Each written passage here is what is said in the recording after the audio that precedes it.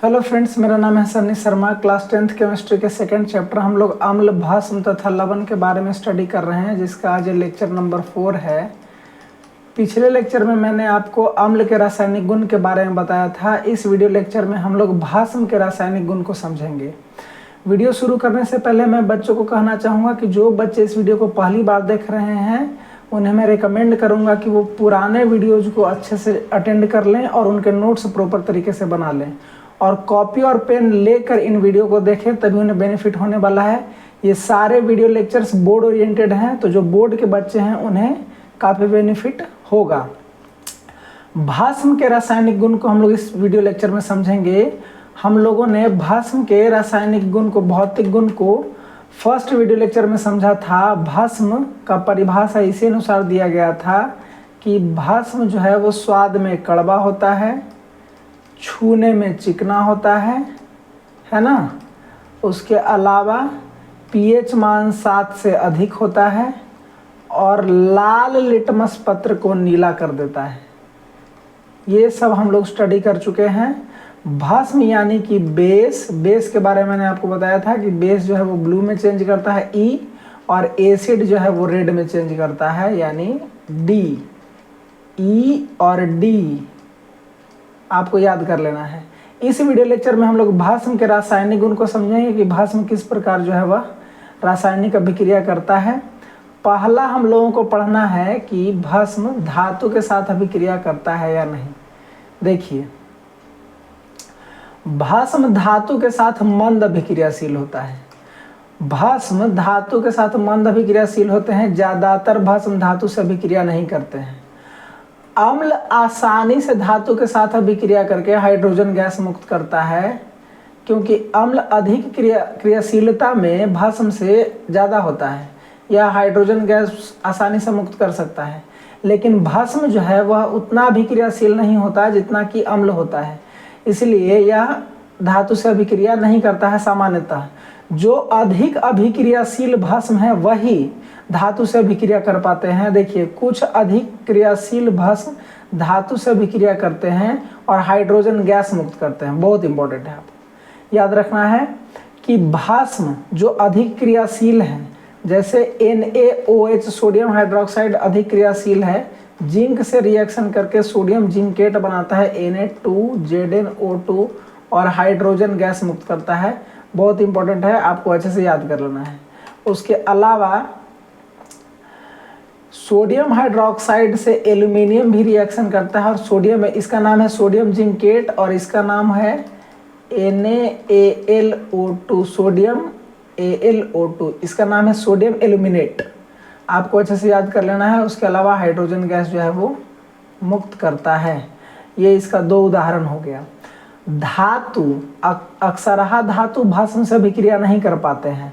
धातु, हम लोगों ने अम्ल के बारे में पढ़ा था कि धातु के कार्बोनेट या बाइकार्बोनेट अम्ल से अभिक्रिया करते हैं और ये अभिक्रिया करके CO2 गैस मुक्त कर रहा था।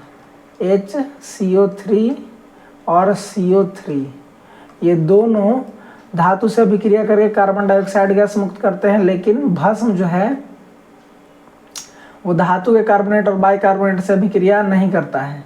यह कुछ ही कुछ ऐसे भस्म हैं जो धातु से अभिक्रिया करते हैं और हाइड्रोजन गैस मुक्त करते हैं। पहला गुण हम लोगों ने देखा। अब हम लोग देखते हैं दूसरा गुण, धातु किससे अभिक्रियाशील है। कार्बन डाइऑक्साइड के साथ भस्म अभिक्रिया कर सकता है। भस्म कार्बन डाइऑक्साइड से अभिक्रिया कर संगत धातु कार्बोनेट का निर्माण करता है। देखिए,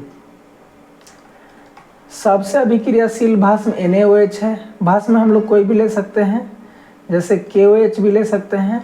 अभी हम लोग NaOH के साथ उदाहरण देखते हैं कि यदि इसका रिएक्शन कार्बन डाइऑक्साइड के साथ करा दिया जाए तो यह संगत भस्म कॉरेस्पॉन्डिंग कार्बोनेट का निर्माण करता है Na2CO3। उसके अलावा H2O जो है वो बाहर निकलेगा। ये हमारा बहुत इंपॉर्टेंट है। सोडियम कार्बोनेट यहाँ पे निर्माण होगा। भस्म कार्बन डाइऑक्साइड के साथ अभिक्रिया करके कार्बोनेट बनाता है उसके अलावा अगर CO2 से रिएक्शन करा दिया जाए तो K2CO3 का निर्माण करता है। अच्छे से आपको नोट्स में प्रिपेयर कर लेना है। तीसरा हम लोग को प्रॉपर्टी पढ़ना है कि अम्ल के साथ अभिक्रिया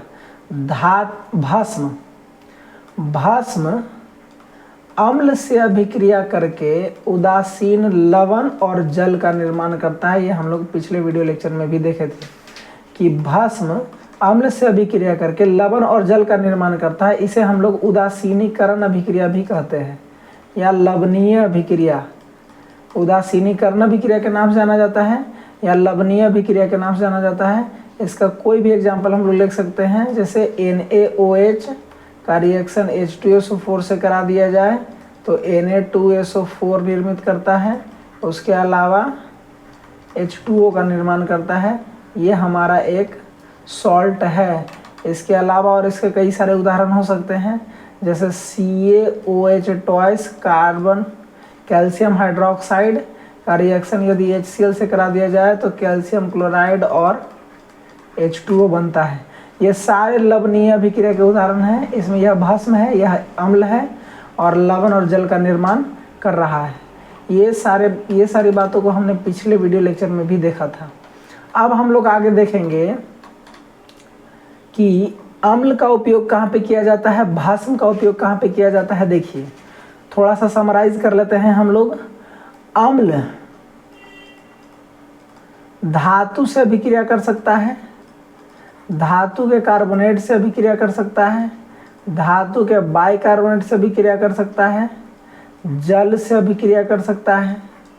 उसके अलावा धातु अम्ल जो है वो अभिक्रिया कर सकता है भस्म से, और भस्म जो है वो अभिक्रिया कर सकता है धातु से मंद रूप में, कार्बन डाइऑक्साइड से और अम्ल से। भस्म उतने अभिक्रियाशील नहीं होते हैं जितने अम्ल अभिक्रियाशील होते हैं। अब हम लोग समझेंगे कि अम्ल का उपयोग कहाँ पे किया जाता है, भस्म का उपयोग कहाँ पे किया जाता है। देखिए अम्ल के उपयोग में पहला हम लोगों को पढ़ना है सल्फ्यूरिक अम्ल के बारे में कि सल्फ्यूरिक अम्ल का उपयोग कहाँ पे किया जाता है। सल्फ्यूरिक अम्ल यानी H2SO4, इसे हम लोग किंग ऑफ एसिड के नाम से भी जानते हैं। आपको अच्छे से याद कर लेना है, ठीक है। इसका उपयोग हम लोग कार बैटरी और इन्वर्टर बैटरी में करते हैं। बैटरी में एसिड पाया जाता है जो केमिकल रिएक्शंस को प्रोसीड करता है और आउटपुट में हमें इलेक्ट्रिकल एनर्जी देता है। उसके अलावा सल्फ्यूरिक एसिड का उपयोग पेट्रोल को रिफाइन करने में, पेट्रोल के शुद्धिकरण में, पेट्रोलियम से जब पेट्रोल मिलता है तो पेट्रोलियम से पेट्रोल और प्योर पेट्रोल को प्राप्त करने के लिए हम लोगों को H2SO4 का उपयोग करना होता है। जब किसी एक धातु पर दूसरे धातु का लेपन किया जाता है तब धातु को साफ करने में। देखिए गैल्वेनाइजेशन प्रोसेस में आयरन को सल्फ्यूरिक एसिड डालकर साफ किया जाता है और उसके ऊपर जिंक का लेयर चढ़ाया जाता है। इसको हम लोग बोलते हैं गैल्वेनाइजेशन प्रोसेस। तो गैल्वेनाइजेशन प्रोसेस में आयरन के शीट को साफ किया जाता है सल्फ्यूरिक एसिड से और साफ करके इस पर जिंक जो है वो चढ़ाया जाता है। इस प्रोसेस को गैल्वेनाइजेशन बोलते हैं। हाइड्रोक्लोरिक अम्ल, दूसरा हम लोगों को पढ़ना है हाइड्रोक्लोरिक अम्ल के बारे में।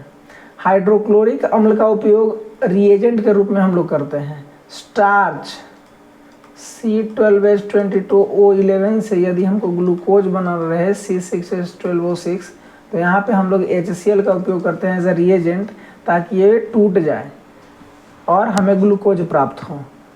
दूसरा है धातु के ऑक्साइड से धातु के क्लोराइड बनाते समय, बहुत इंपॉर्टेंट है। देखिए कोई भी मेटल ऑक्साइड है उसका रिएक्शन यदि HCl से करा दिया जाए तो यह मेटल क्लोराइड बना के देगा। उसके अलावा हाइड्रोजन गैस जो है वो बाहर मुक्त होगा। इसको आपको बहुत अच्छे से याद कर लेना है। सॉरी, यहाँ पे H2O मुक्त होगा, जल बनेगा, ठीक है। ये मेटल ऑक्साइड आप सॉलिड फॉर्म में भी ले सकते हैं और ये एक्वस फॉर्म में हम लोग लेते हैं, ठीक है। उसके अलावा है तीसरा उपयोग सैनिटरी के सामानों को साफ करने में। बाथरूम में जो भी सीट वगैरह या बेसिन होता है उसे हम लोग सैनिटरी कहते हैं। सैनिटरी के सामान को साफ करने में हम लोग हाइड्रोक्लोरिक अम्ल का उपयोग करते हैं। तीसरा हम लोगों को पढ़ना है नाइट्रिक अम्ल के बारे में। नाइट्रिक अम्ल का उपयोग सोने चांदी के आभूषण को साफ करने में किया जाता है। बहुत इंपॉर्टेंट है, आपको याद कर लेना है।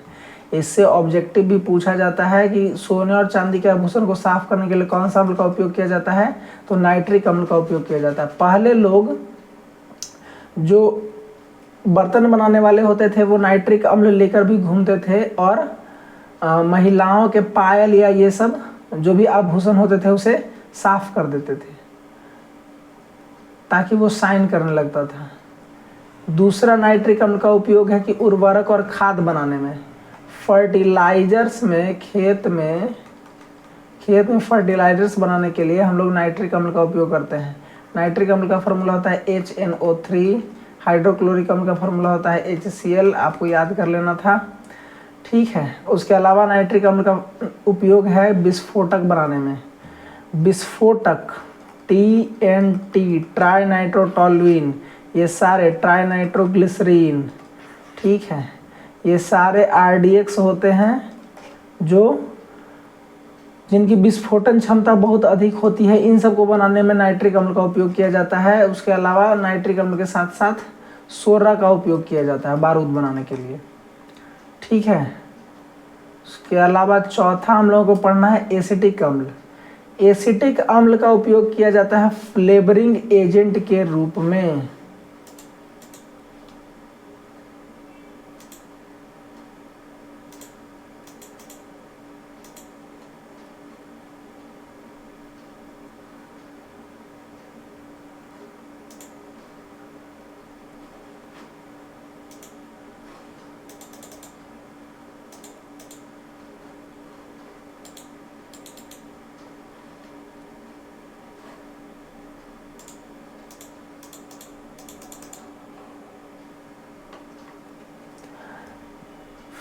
एसिटिक अम्ल का उपयोग किया जाता है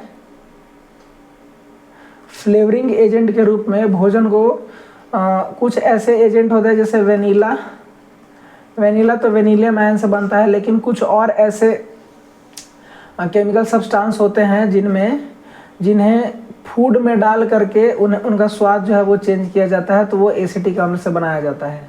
एसिटिक अम्ल फार्मूला आपको अच्छे से याद कर लेना है। एसिटिक अम्ल का फार्मूला होता है CH3COOH। ये सारे कार्बोक्सिलिक एसिड हैं, ये सारे ऑर्गेनिक एसिड हैं, आपको बहुत अच्छे से याद कर लेना है। CH3COOH एसिटिक एसिड का उपयोग फ्लेवरिंग एजेंट के रूप में किया जाता है। पांचवा हमारा है सिट्रिक एसिड। देखिए सिट्रिक अम्ल का स्ट्रक्चर आपको अच्छे से याद कर लेना है। पिछले वीडियो लेक्चर में मैंने आपको बताया था COOH, उसके अलावा एक नीचे OH। कार्बन का 4 वैलेंसी होता है। एक वैलेंसी आप कार्बोक्सिलिक एसिड से पूरा कर दीजिए, दूसरा वैलेंसी हाइड्रोक्साइड से, और बाकी दोनों वैलेंसी जो है वो CH2COOH और इधर CH2COOH से हम लोग पूरा करते हैं। इस तरह से सिट्रिक एसिड का ये हो गया स्ट्रक्चर। सिट्रिक एसिड का उपयोग किया जाता है भोजन को बासी होने से बचाता है। सिट्रिक एसिड का उपयोग भोजन को खट्टा होने से बचाने के लिए किया जाता है। छठा हमारा है कार्बोनिक एसिड। कार्बोनिक एसिड का फॉर्मूला होता है H2CO3, आपको याद कर लेना है। सॉफ्ट ड्रिंक, स्कूल से आते समय बच्चे जो रोड पे ड्रिंक, जो हमें सोडा मिलता है, सोडा में सॉफ्ट ड्रिंक पाया जाता है, या स्प्राइट या पेप्सी, जो भी सॉफ्ट ड्रिंक पाए जाते हैं उसमें कार्बोलिक एसिड का उपयोग किया जाता है। कार्बोलिक एसिड के कारण ही हम लोग ये सॉफ्ट ड्रिंक पीते हैं तो हमें सिपसिपाहट महसूस होता है। उसके अलावा है फॉस्फोरिक एसिड। फॉस्फोरिक एसिड का उपयोग हम लोग खाद बनाने के लिए करते हैं। H3PO4। अब हम लोग समझेंगे भस्म के उपयोग को। देखिए भस्म, पहला भस्म है हमारा सोडियम हाइड्रोक्साइड। सोडियम हाइड्रोक्साइड सबसे अभिक्रियाशील भस्म है, NaOH इसका फार्मूला होता है। इसका उपयोग किया जाता है साबुन, पेपर, टेक्सटाइल बनाने में, पेट्रोलियम के शुद्धिकरण में। देखिए पेट्रोलियम को रिफाइन हम लोग करते हैं सोडियम हाइड्रोक्साइड से और बनता है पेट्रोल, और पेट्रोल का रिफाइन हम लोग करते हैं H2SO4 से। प्योर पेट्रोल हमें मिलता है, जिसको हम लोग स्पीड पेट्रोल भी कहते हैं। उसके अलावा दूसरा हमारा भस्म है कैल्शियम हाइड्रोक्साइड, CaOH ट्वाइस। इसे चूना जल के नाम से भी जाना जाता है। सोडियम हाइड्रोक्साइड को कास्टिक सोडा के नाम से जाना जाता है, आपको अच्छे से याद कर लेना है। इसे चूना जल या लाइम वाटर के नाम से जाना जाता है, ठीक है। इसका उपयोग ब्लीचिंग पाउडर बनाने में किया जाता है। ब्लीचिंग वाइट कलर का एक पाउडर है, इसका फार्मूला होता है, ब्लीचिंग का फार्मूला होता है CaOCl2। मिट्टी की अम्लीयता को कम करने में, कठोर जल को सॉफ्ट करने में, कठोर जल को तोड़ने में D2O, ड्यूटेरियम ऑक्साइड को हम लोग कठोर जल कहते हैं, ठीक है। उसके अलावा तीसरा हम लोगों को पढ़ना है मैग्नीशियम हाइड्रोक्साइड। मैग्नीशियम हाइड्रोक्साइड का फार्मूला होता है MgO। इसे मिल्क ऑफ मैग्नीशियम के नाम से भी जानते हैं, मिल्क ऑफ मैग्नीशिया। इसे एंटाएसिड के रूप में उपयोग किया जाता है। MgO का उपयोग हम लोग इनो बनाने में करते हैं। MgO एक अम्लनाशक है, यानी एंटाएसिड है। पेट की अम्लीयता को कम करने के लिए हम लोग MgO का उपयोग करते हैं, क्योंकि यह एक भस्म है, ठीक है। उसके अलावा अमोनियम हाइड्रोक्साइड, तो अमोनियम हाइड्रोक्साइड का फार्मूला हो जाएगा NH4OH। आपको फार्मूला सारा लिख लेना है। अमोनियम हाइड्रोक्साइड का उपयोग किया जाता है प्रयोगशाला में अभिकर्मक के रूप में नायलॉन, प्लास्टिक और उर्वरक बनाने में। ये हो गए भस्म के उपयोग। अब हम लोग अगले वीडियो लेक्चर में पढ़ेंगे कि सॉल्ट्स के बारे में। सॉल्ट्स किस तरह से बनते हैं, कौन कौन से इंपॉर्टेंट सॉल्ट हैं और उनके क्या क्या प्रॉपर्टी हैं। जो बच्चे इस वीडियो को अच्छे से अटेंड कर रहे हैं उन्हें मैं कहूँगा कि वो नोट्स प्रॉपर तरीके से बनाते रहें। उन्हें और किसी भी चीज़ का ज़रूरत नहीं होगा। ये वीडियो, ये सारे नोट्स गुड इनफ हैं। टेलीग्राम चैनल पर आपको ये सारे वीडियो के नोट्स जो है वो मिल जाएंगे, और इन वीडियो को देखकर उन्हें अपने नोट्स कंप्लीट करना है। और जो भी डाउट होता है वो कमेंट सेक्शन में लिख सकते हैं, या टेलीग्राम चैनल में टेलीग्राम ग्रुप को ज्वाइन करके उसमें मैसेज कर सकते हैं, उसे मैं वहाँ पे सॉल्व कर दूंगा। अगर आपको वीडियो अच्छी लगी हो तो आप इसे सब्सक्राइब करें और इसे लाइक करें। Thank you.